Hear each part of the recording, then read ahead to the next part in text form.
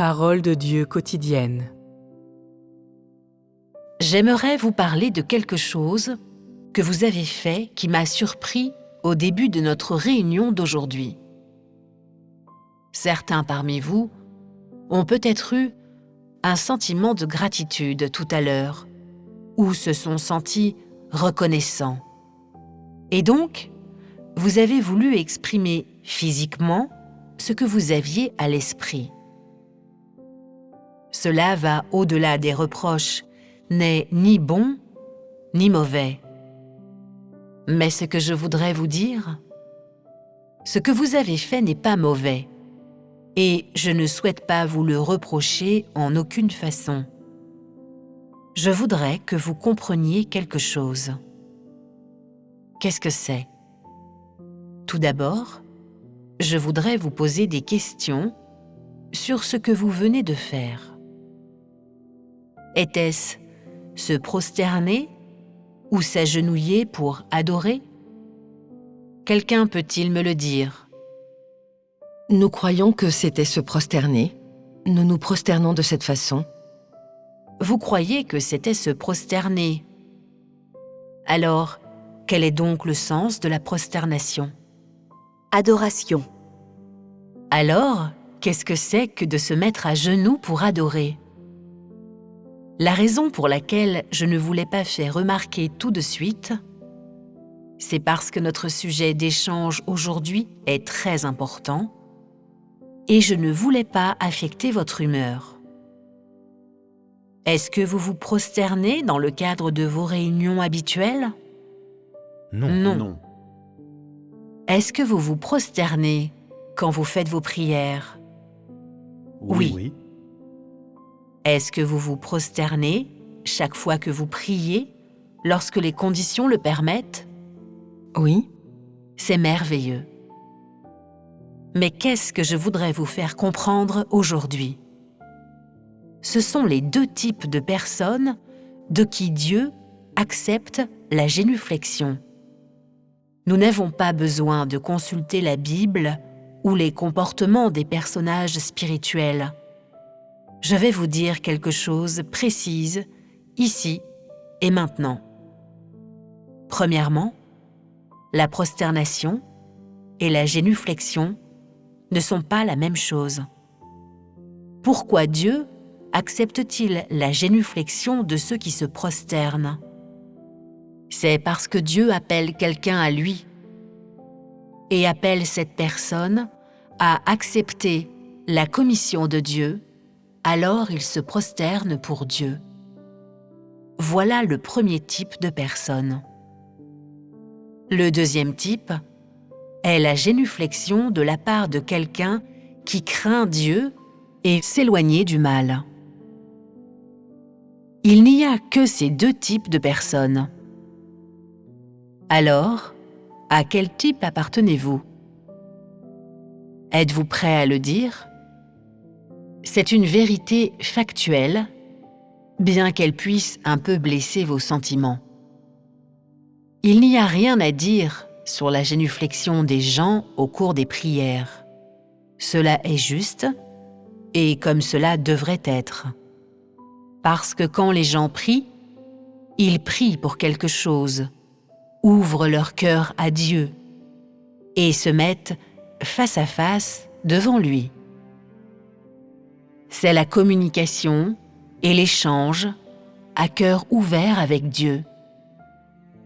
Mais quand j'échange avec vous, je ne vous ai pas demandé de vous prosterner. Je ne veux pas vous reprocher par rapport à ce que vous avez fait aujourd'hui. Vous savez que je veux juste vous expliquer clairement pour que vous compreniez ce principe, n'est-ce pas ? Nous savons. De sorte que vous ne continuiez pas à le faire. Les gens ont-ils alors la possibilité de se prosterner et de s'agenouiller à la face de Dieu ? Il y aura toujours une opportunité. Tôt ou tard, ce jour viendra, mais ce n'est pas encore le moment. Voyez-vous ? Oui. Cela vous rend-il triste? Non. Non. C'est bien. Peut-être que ces paroles vont vous motiver ou vous inspirer afin que vous puissiez comprendre dans vos cœurs la situation actuelle entre Dieu et l'homme et quel type de relation existe maintenant entre eux. Bien que nous ayons beaucoup parlé et échangé récemment, la compréhension que l'homme a de Dieu est encore loin d'être suffisante. L'homme a encore un long chemin à parcourir sur cette voie pour chercher à comprendre Dieu. Ce n'est pas mon intention de vous inciter à le faire urgemment, ni de vous précipiter à exprimer ce genre d'aspiration ou de sentiment. Ce que vous avez fait aujourd'hui pourrait exposer et exprimer vos vrais sentiments. Je l'ai perçu. Alors, pendant que vous le faisiez, je voulais juste me lever et vous adresser mes meilleurs vœux, parce que je vous souhaite à tous d'être bien. Ainsi, à travers chacune de mes paroles et chacune de mes actions, je fais tout mon possible pour vous aider, vous guider, afin que vous puissiez avoir la bonne compréhension et la bonne vision de toute chose. Vous pouvez le comprendre, n'est-ce pas? Oui. C'est très bien. Bien que les gens aient une certaine compréhension des divers tempéraments de Dieu, des aspects de ce que Dieu a et est et de l'œuvre de Dieu, l'essentiel de cette compréhension ne se limite souvent qu'à lire des mots sur une page ou à les comprendre en principe ou à y réfléchir simplement. Ce qui échappe le plus aux gens, c'est la compréhension et la vision véritable qui découlent de l'expérience réelle. Bien que Dieu utilise diverses façons pour réveiller le cœur des hommes, il y a encore un long chemin à parcourir avant que le cœur des hommes ne soit finalement réveillé. Je ne veux voir personne se sentir comme si Dieu l'a laissé dans le froid, que Dieu l'a abandonné ou lui a tourné le dos.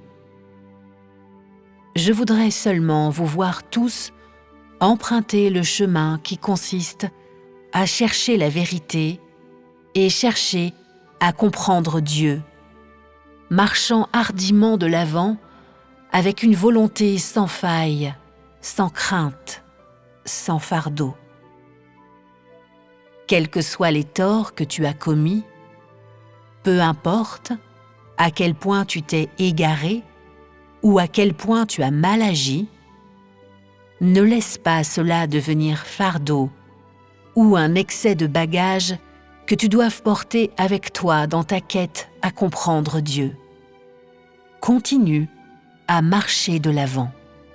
Peu importe quand cela arrive, le cœur de Dieu, qui est le salut de l'homme, ne change jamais.